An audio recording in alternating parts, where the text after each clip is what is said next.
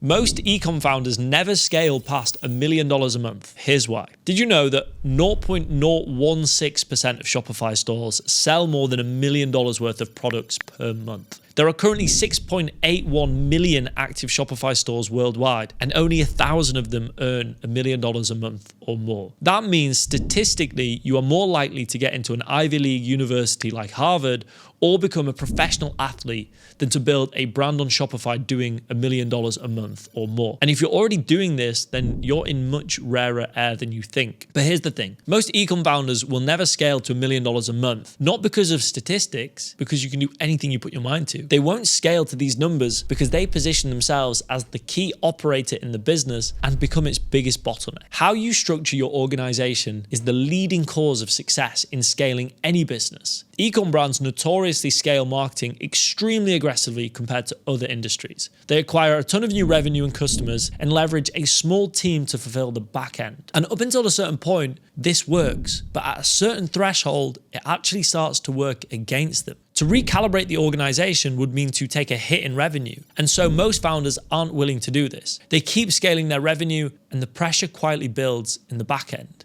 And this leads to two outcomes. Either the store's reputation gets burnt out, chargebacks, negative reviews, payment bans, and more, or the founder burns out, 12 to 15-hour days, sleepless nights, constant pressure. They carry their hardworking identity like a badge of honor, but it's not sustainable. So they either sabotage the brand and have to launch another, or they sell it as quick as possible just to get it off their hands, often getting a 1x EBITDA multiple on the sale of tens or hundreds of thousands of dollars for it. All that work, time, and stress for the equivalent of a month's profit for a brand making $1 million a month. But here's the mistake underneath all of it. Founders think that fixing the structure means losing revenue, so they avoid it. They just keep scaling instead, but that's backwards. Fixing the structure isn't what slows you down. It's the only thing that lets you speed up. The founders who break past $1 million didn't work harder than the ones who started. A lot of them actually worked less hard. They just stopped being the bottleneck. They built an organization that could grow without them sitting in the middle of every decision. And that's the whole game. It was never the ads. It was never the product. It was whether the structure underneath could carry the weight of growth. And that's not a willpower problem. You can't out-hustle it. It's a structural problem, which means that it has a structural fix. So if you're doing $1 million a month